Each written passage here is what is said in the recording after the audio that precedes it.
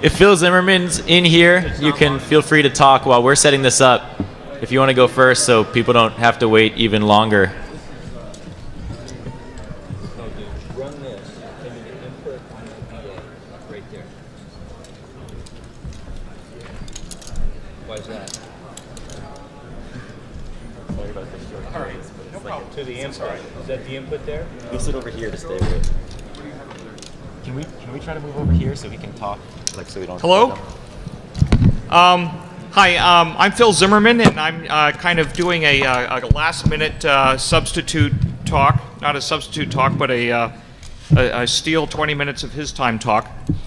And thanks for letting me do that. So I just wanted to give you a quick little update on the on my project for Secure VoIP, ZPhone. Last year I was here. Was that a year ago? Must be. Anyway, I demonstrated a prototype written in Python, and that was just for proof of concept to see if the protocol works. But now I actually have some real software you can download from the website. It's written in C, not Python, and it's not a standalone VoIP client. It's sort of a plug-in for your whatever VoIP client you prefer to use, except for Skype, not that one. But if you have a standard VoIP client like XLite or iBeam or Gizmo or SJ Phone or any number of others, then you can run my ZPhone software that will go into the IP stack and encrypt the phone call by detecting the VoIP-related packets and interceding at the beginning of the call, at the beginning of the packet stream of media packets, and doing the Diffie-Hellman exchange and setting up the keys and then encrypting the rest of the call. It's got its own separate little GUI that tells you if the call is secure. It's got a couple of buttons on it, go secure and clear, you know. And it uses Diffie-Hellman to set up the keys. It displays a short authentication string to tell you that there's no man in the middle. And it doesn't involve any public key infrastructure. It doesn't involve the it doesn't involve the SIP servers. Doesn't involve the VoIP service providers. Doesn't involve any third parties at all. And the reason why I designed it this way is because I felt that architecture has a lot of impact on you know whether your call is going to be secure. I just felt that the other encryption schemes for VoIP all involve the signaling. They all involve the participation of the SIP servers, the participation of the VoIP service providers, the participation of the telephone companies.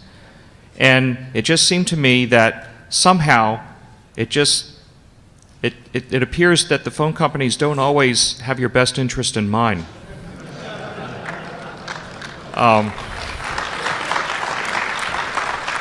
And so there's a whole bunch of other VoIP encryption standard proposals that all involve the participation of the phone companies or the VoIP service providers. Mine doesn't, and I think that matters a lot. We presented this to the IETF. John Callis, Alan Johnston, and I presented an internet draft to the IETF, and there's been a lot of discussion about it there, comparing it to the other schemes that are currently under consideration at the IETF, the ones that all use the signaling. The proponents of the other schemes they view this as a layer violation because I'm doing the key exchange in the media stream, which is highly unorthodox in their view. Well, the media stream is how it always used to work in the public switch telephone network in the old days of secure phones. It works just fine there. Nobody called that a layer violation. And that didn't involve the phone company. So I thought it would be a good way to do it here. So there's no persistent key material. The keys are created at the beginning of the call and they're destroyed at the end of the call. There's perfect forward secrecy. There's also something else. You remember I mentioned that you read aloud and compare a short authentication string with your partner to see if there's any man-in-the-middle attack. That's a kind of a substitute for a public key infrastructure. Well, not everybody's going to do that. I mean, there's a lot of nerds in this room that would do it, but your mom's not going to do it. So what do you do for those cases? Well, it has another thing. It uses key continuity, sort of analogous to SSH. In other words, if the man in the middle is not there to attack in the very first call, he's locked out of all future calls, like SSH. This is one audience that I don't have to ask for a show of hands of how many people here have used SSH. It's not the same approach as SSH. It doesn't involve persistent public keys for signatures. Instead, it retains a shared secret from the earlier call. It hashes it and retains a hash of it, so you can't work backward to recover the old one. And on the next call, it does a fresh Diffie-Hellman like it always does, but then mixes in the shared secret from the earlier call. So you have key continuity. So if you don't check the short authentication string for many, many phone calls, maybe you call someone 100 times using this scheme, and you're unbelievably lazy and you just don't check the short authentication string. After 100 calls, you decide that today we're really going to talk about very secret stuff. And so you check the short authentication string, and it matches. Well, that proves not only that there's no man in the middle in this call, but it retroactively proves that there never was a man in the middle all the way back to the very first call. That's a nice security property. And it's all without any public key infrastructure, and the servers don't even know you're doing it. The SIP servers are not aware that you even did a key exchange. So, of all the various encryption schemes for VoIP, this one, I think, is the most politically congruent with the values of the people in this room. And I think that it will prevail in the long run competitively over the other VoIP encryption schemes for the same reasons that PGP has prevailed against PEM in 1991, MOS in the mid-1990s, and even SMIME today, which has an enormous deployment advantage over PGP, and yet no one uses it. Architecture matters, and the activation energy for PGP is much lower than it is for SMIME, and that's why people use it. That's part of why they use it. They also trust it more. And the activation energy for this is much less. You don't have to build a PKI. So if you go to my website, philzimmermann.com right now or tonight and download it, you can get the third public beta. It's been out since March, but now a few days ago I just did a new public beta. It's the third one. We even have a Windows one for the few of you, the 5 or 6 of you in this room that use Windows.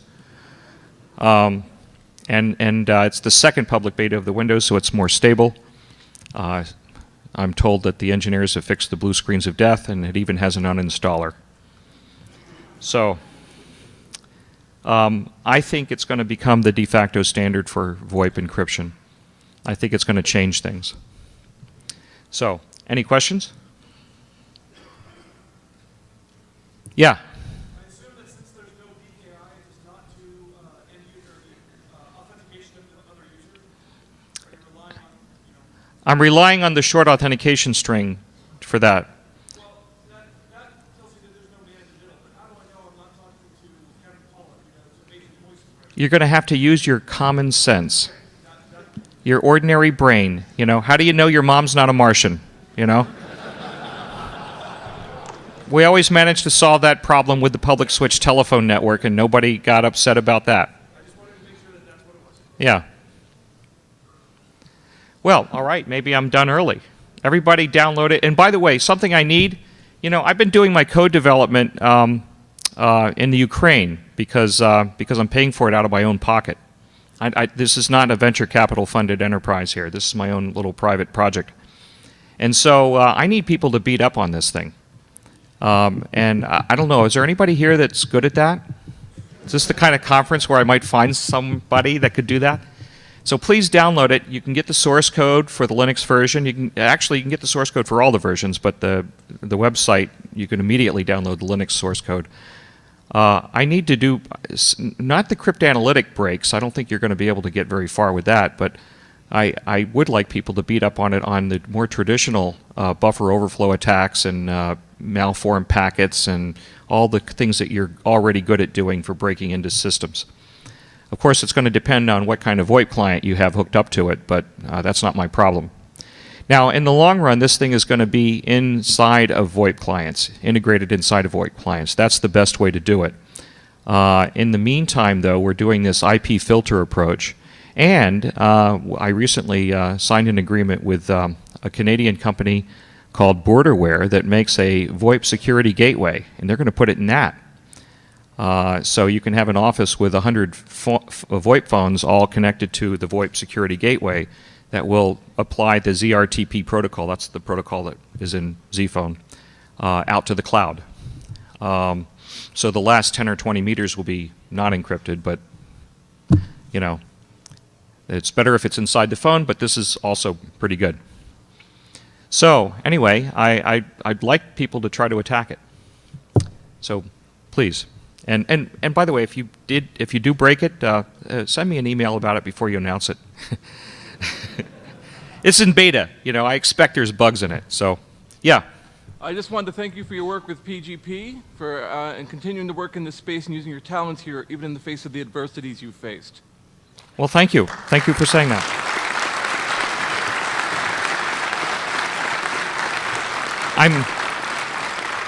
I'm hoping this will be my Act 2.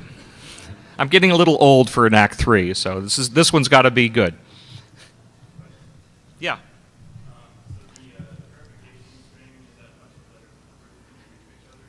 Yeah, it's letters and numbers. Later on, I'm going to add the word list that we use in PGP. Actually, that word list was originally developed 10 years ago for PGP Phone.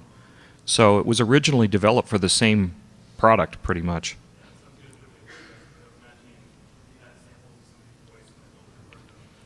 Yeah, I don't think the Rich Little attack is not going to work. The Rich Little attack. Oh, you guys are too young for that. Rich Little was an impersonator in the 1960s. He did Ed Sullivan and Richard Nixon, and he did almost everyone. And so I call it the Rich Little attack. The Rich Little attack is not a realistic attack against this. There's too many ways that you can thwart that. The attacker doesn't know when you're going to read those the short authentication string. He doesn't know how you're going to do it and what form you're going to do it. There's so many ways to trip him up. So remember, the attacker's trying not to be detected. He's not going to risk it. So you just read like, 4 characters, and it's base 32 right now. Later we'll change it to words. Then you'll just probably read 2 words. If you read 2 words and it's 1 byte per word, then in 8 bits per word, then it's the attacker has only 1 chance in 65,000 of success. I got 5 minutes. So make this, do stuff with this. Put it in. You can download the source code and write to me about putting it into VoIP clients. You're probably going to get it in what?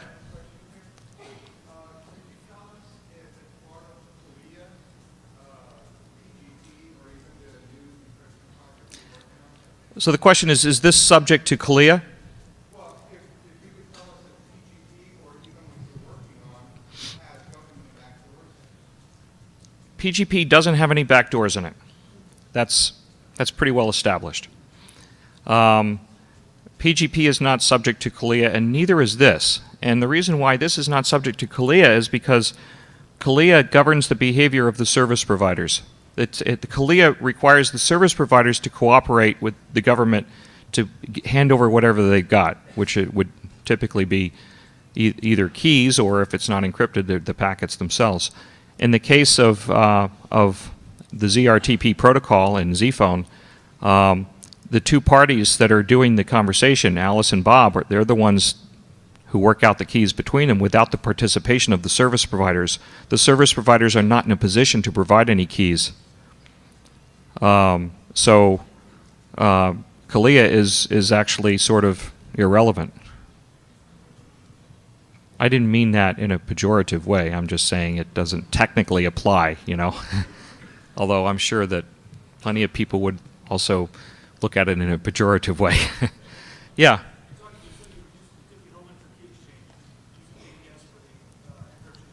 Yes, I'm using AES. In fact, the low-level packet encryption uses a protocol called SRTP, which is also used by the other schemes that I've been trashing in the last few minutes. It's actually a very good way to encrypt the voice packets. SRTP is a great protocol. In fact, it looks just like the protocol I developed 10 years ago for PGP phone. Except it's actually even better because they put an authentication tag on each voice packet. And I didn't do that then. The threat models changed over the years. So, all right. There's plenty of technical information on the website. There's an FAQ page. There's the Internet Draft. There's source code. And I can even give you documentation for the SDK if you want to look at that. So there's plenty of stuff to look at. So send me email, philzimmermann.com, spelled with 2 N's, the German spelling. There's another guy named Phil Zimmermann with 1 N, so don't go to his website. All right. Thanks.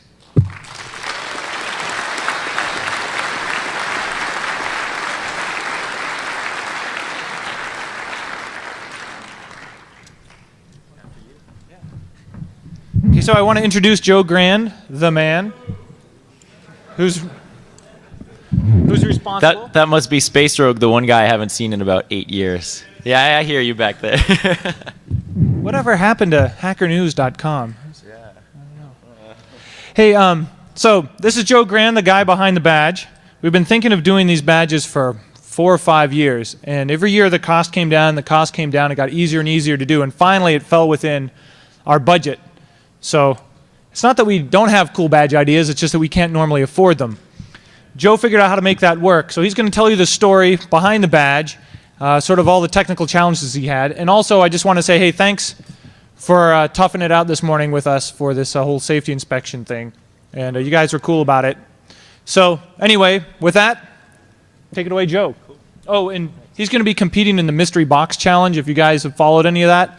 It's a fucking cool contest. You should just at least go over and look at the mystery boxes, because they're cool. Yeah. What time does that start at? 4 o'clock? Wow, thanks. God, I love having Space Rogue here. Cool. All right, well, thanks everyone for coming and sitting outside and everything. I'm Joe, as you already know. Some of you guys might know me as Kingpin, the old man from the Loft back in the day. I'm going to pretty much run through a lot of the stuff kind of quickly and just get to some of the fun stuff since I only have about half the time. Check out the story in the DEF CON program for a little bit, another view of what's going on with this badge. But basically, if you do have questions, I'm going to run off afterwards, off the stage, so come ask me questions about this. Basically, the development process of this badge was sort of fun.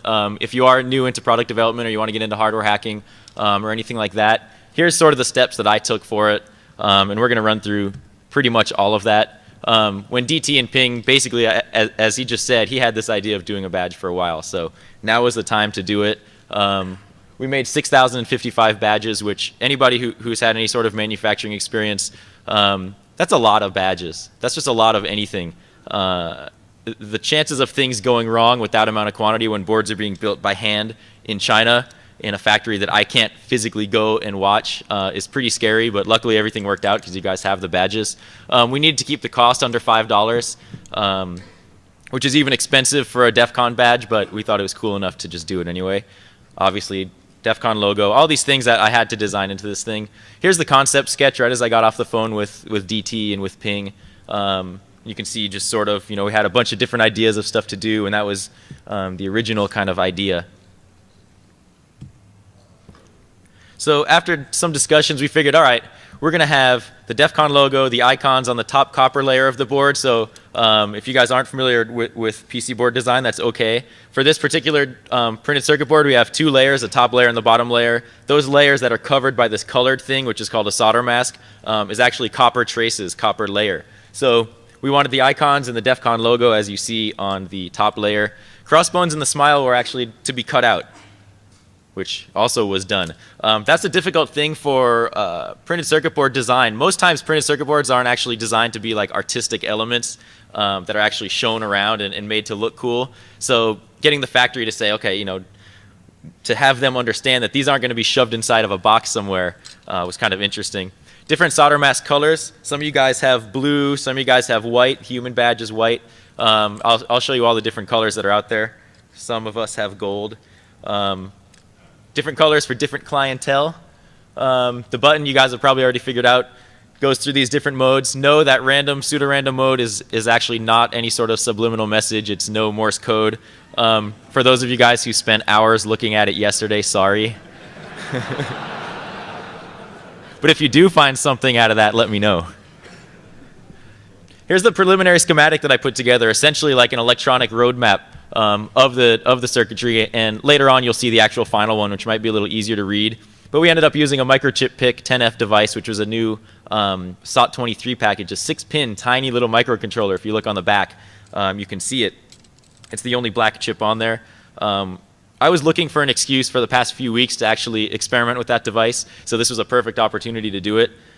Basically just have 2 LEDs, a switch, and some power going to it. So really a really simple type of device. And you'll see I have a little star programming port, accessible for hackers. That's accessible for you guys, and I'm going to explain the contest a little later on. But if you look on the board, the 5 pins at the top is a programming port. It's not JTAG for those who have wondered, but I'll get into that a little later. So the first thing that I needed to do once we had the specs, put together some breadboards, test out some of the circuitry, make sure everything's working before I actually started designing a board. So we went through evaluating different types of LEDs. I basically just picked up a ton of different LEDs from DigiKey, laid them all out, took some pictures and sent them off to DT and Ping so they could tell me which ones they like. After that, wrote some code for the processor, fine-tuned, tweaked it. Once it worked the way I wanted, then I ended up working on the board. So I'm going to skip over some of like the basic electronic stuff. But you can ask me about that later if you want. Here's one picture. This was the LED they liked the best. Here's another view of what you can see here is on the right side is the DIP package, the dual inline package of the microchip PIC processor, which was a little easier to work with. For prototypes, I just had the button and the LEDs, so easy stuff. For the code development, some of you guys are more on the software side, firmware side of things. I use CCS PCM, which is one of the dozens of compilers available for PIC processors. Also used MPLAB 7.3 for the IDE, which integrates with CCS PCM pretty well. But you can also write stuff in assembly and in other versions of C. So you can grab some development tools off of the Microchip website if you're interested in hacking these. The state machine is basically a simple state machine, right? So we either go through the steady, blink, alternating, or random, and then the next state is sleeping. So you should be able to last at least the length of DEF CON with the one battery. Here's a view of an IDE if you guys have never seen an IDE before, which I find highly unlikely. Here's the final schematic, something a little nicer that I drew up in OrCAD, which is my schematic capture tool that I use. It's a lot better to just be able to visualize something nice. It's basically the same thing as you saw in the hand-drawn sketch. And this is what I ported over into my printed circuit board program to make the actual boards. So if you are interested in hacking this board, take a look and you can see everything you need here. You don't have to start probing stuff out with the multimeter if you don't want to. In the interest of time, skipping over drawing schematics, but I should mention if you do want to get into drawing schematics and don't want to pay $10,000, check out GEDA, running on Unix platforms for schematic capture, for PC board layout. Pretty cool to get started with that. The bill of materials was the next thing that we had to come up with. So we had the circuitry working. We had to end up designing in parts that we could actually get thousands of pieces of within a few weeks to be able to send out to the factory. Again, we had to keep the thing under $5. We used DigiKey and Mouser are two good electronics distributors, so if you guys want to get parts pretty quickly, they have just about everything. You don't even have to leave your house, which works out well. So once we got those parts, we ended up using a company called Future Electronics to actually take the part numbers we gave them, find second sources, find cheaper stuff, which would enable us to get down below that $5 unit. And Future larger distributors are about 30% cheaper than DigiKey in the online sort of distributors. So that was pretty cool. Here's a full bill of materials, which is hard to see from probably in the back, but I believe this presentation's on the CD. All the parts breakdown and costs and everything. PC board design, again, I'm going to skip this stuff. But let's see, Make Magazine issue 2. Make is a sort of new do-it-yourself magazine by O'Reilly Publishing. They have a really good article on etching your own printed circuit boards. You can buy some equipment at Radio Shack if you do want to etch your own. You're not going to get precision like you do with an actual professional fabrication, but it's a great way to start. So I will mention that.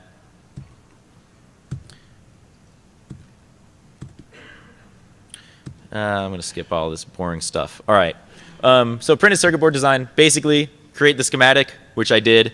Output a netlist, which is basically a text description of how every component connects to every other component. So it's going to say U1 pin 1, which would be the microprocessor, is connected to R1 pin 2. Just all text. Import that into a PC board design program. In my case, I used Protel DXP, which is a fairly expensive package, but I design boards for a living, so it was sort of worth the money. Create the printed circuit board, which is easier said than done.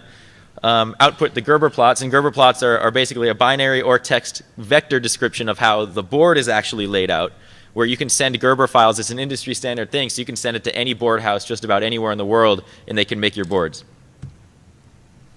So designing the actual PCB, here's the process that I used. I had to verify the size, make sure that this thing wasn't going to look huge when somebody's walking around with it.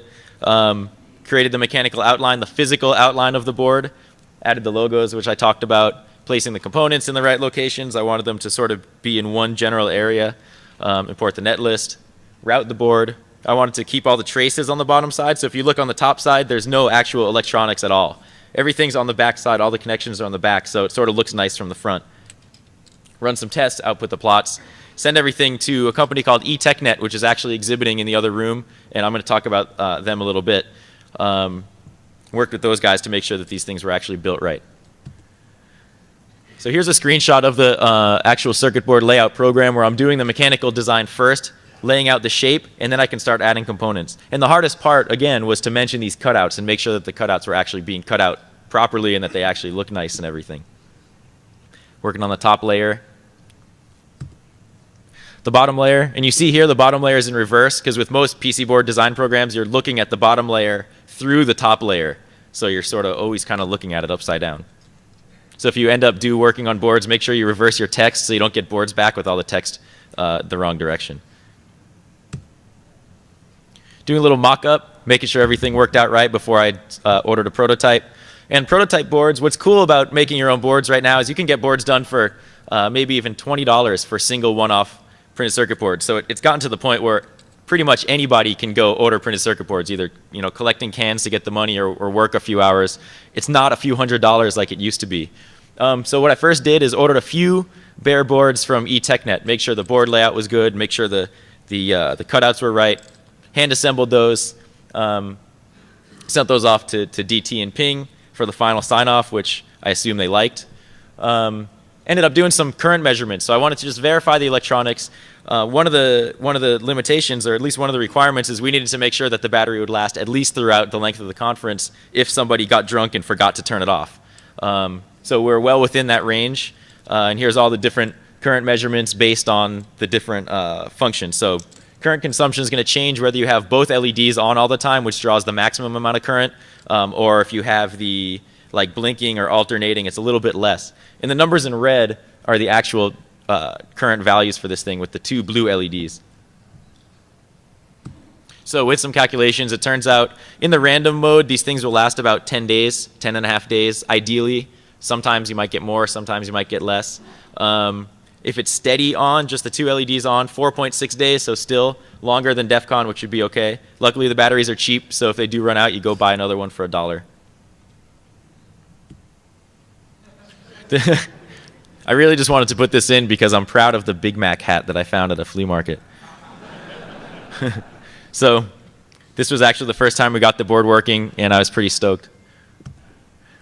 So finding the parts ended up being the hardest part of this process. Designing the board was it's a pretty simple design, but it did have its challenges. But getting enough parts to make sure that 6,000 badges could be built was not an easy task. If we didn't get the parts, we wouldn't have the badges, and I would have looked really bad, and Jeff would probably not talk to me again. So again, I mentioned that we used Future Electronics, which is good because their prices are really cheap because they have good vendor contacts, but it's bad, as you'll see, because we ran into a lot of problems. And then I also use DigiKey, which has a service now that they can actually program parts for you. So if you don't have a device programmer, or if you don't want to program 6,000 parts by hand, you basically send DigiKey the program code, the firmware that you want to program into a device. They'll program it for you for a little bit of setup charge, and send it right back to you. I think they charged me 25 cents a piece to program the microchip PIC parts. So it's a pretty good deal. Some of the issues that I had with Future Electronics, some misquoted lead time. So we built in a lot of extra time for this project to make sure that we were going to have everything ready. So I ordered parts probably 12 weeks before we actually needed them. Turns out that one of the sales guys I was working with at Future said, oh yeah, they'll be here in 3 weeks. They didn't arrive until after 6 weeks, and by then the factory's like, all right, we got to get going on building these boards. A little bit frustrating. Lost parts. Out of 12,000 LEDs that we ordered, somehow only 500 of them were shipped and the others were lost. I don't know how you lose 12,000 LEDs or 11,000 LEDs, but that's a lot of boxes. Slow shipping. Basically, I'd tell the guy, I need this stuff soon, ship it directly to the factory, and of course he doesn't do it, ships it by ground to the wrong address. So luckily, sort of a little too late, though, I was upgraded to a sales contact that actually knows what she was doing. So Future isn't necessarily all bad. Just beware. I just wanted to mention this because this is part of the product development process, and you run into issues like this all the time. But luckily they were resolved. We got the badges, and all of them were actually made. And an interesting thing is, out of all of the 6,055 that were produced, built by hand, again in a factory in China, only 34 of them didn't work the first time through the line, which is pretty impressive. I think that's like a 0.5% yield or 0.5% failure, which is pretty good. Here's the sheet, and this is sort of the hell I had to go through for a few weeks of keeping track of what part went where and who had what. Sort of a nightmare. So again, placed the order, got all the parts, sent everything over to eTechNet, worked with them. They actually had sent me a first article, which is one of each color board, the first board that they built and manufactured. They send those to me. I can say, okay, this is perfect. Pull the trigger on the entire board. So that's what we did after the first article was approved, and the rest of the boards were being made. Choosing the colors was sort of fun because we knew that we needed to have different color badges. Of course, the goons are always red. VIPs typically are black. So we wanted to do some fun stuff here. And so we were experimenting with a lot of colors. And typically, if you look at circuit boards, you usually see green. Well, green's sort of boring unless you're press. Press gets green. So whether that means anything or not, I'm not sure. But we wanted to experiment with just whatever other colors were available for solder mask. And a lot of the other colors are difficult to work with during the PC board process as far as the temperature requirements, storage requirements, the way they dry. So we basically just talked to the factory and said, give us every single possible color that you have. And then we ended up picking the ones that we liked. So here's some pictures of the gold and white and black and a few of the of samples that the factory sent. They didn't even cut them out of the board. They just lathered the solder mask on top, basically like silk screening a solder mask right on top of the board. And that solder mask, by the way, protects all of the traces on the board. So if you try to scratch off a trace, it's not going to work. The solder mask is just a protective layer. But we use it to look cool. Here's what we ended up with for the final colors. How many did we have? 1, 2, 3, 4, 5, 6, 7. 7. Humans obviously are white. We had 5,185 of these. So actually here, this is a good list so you can see how rare your badge is.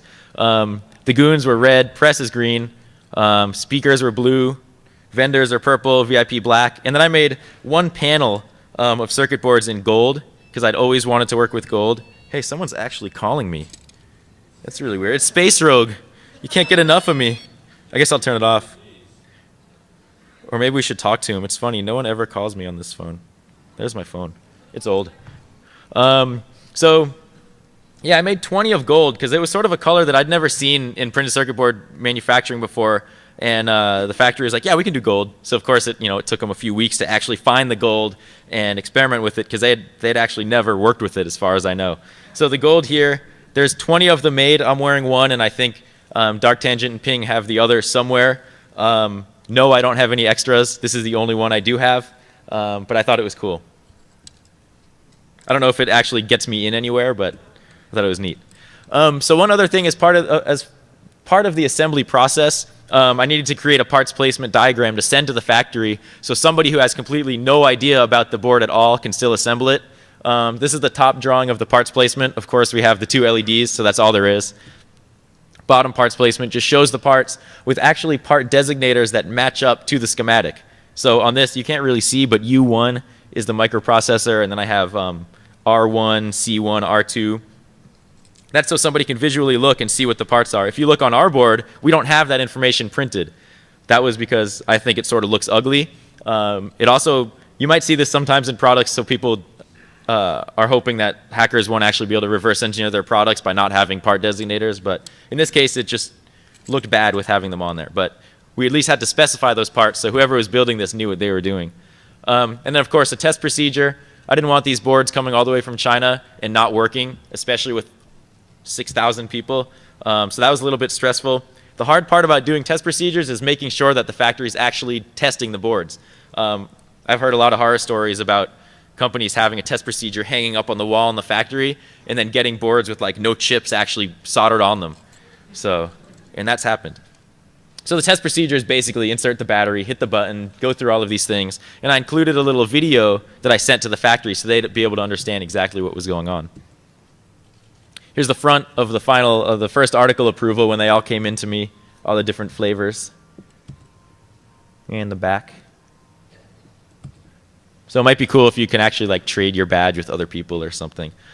Okay, badge hacking contest, what I'm actually up here to talk about. Basically, we decided since this thing was electronics and it was sort of fun and people might be interested in poking around on it, we decided to have a little DEF CON badge hacking contest. What can you guys do? What sort of interesting things can you modify to the board? Basically, the coolest thing that we decide, if you know, whether it's whatever, anything goes. And we're going to award something at the award ceremony on Sunday. What I'm going to say is I need to, I guess, have a decision on which board to give an award for before that time. So if you are interested in hacking your board, I'll be at the contest area at 12 o'clock on Sunday, and bring your hack there and show it to me. And if you guys don't mind, I want to show a few at the award ceremony so we can like show what kind of cool stuff's been done. Microchip development tools. So if you do want to take advantage of those 5 pins, the microchip in-circuit debugger pinout is right there for you. If you look on the schematic, you'll be able to see what those connections actually are. We're going to have 1 development kit available. I'm going to leave it at the eTechNet booth. You're going to still have to install some software and everything, but I'll leave that at eTechNet. And there's a few others for sale in the store, pretty much at cost. And you'll need the actual ICD2 debugger unit, and then you're going to need an adapter, which is the smaller box that comes with the kit, to work with the PIC-10F device. So it is sort of fun. Yeah, that's what's on sale at main DEF CON. There's only 4 of those there. I think it's like $350. I know all of you guys have that much cash in your pocket. Maybe they take credit cards, I don't know. But it is fun, and the good thing about those development tools is it works on any microchip device that's out there pretty much. So if you are interested in doing some hobbyist electronics and designing products, you'll be able to reuse it and not just hack the badge and then be done. And I think one of the awards of the hacking contest for the badge is we're going to give away one of those development kits.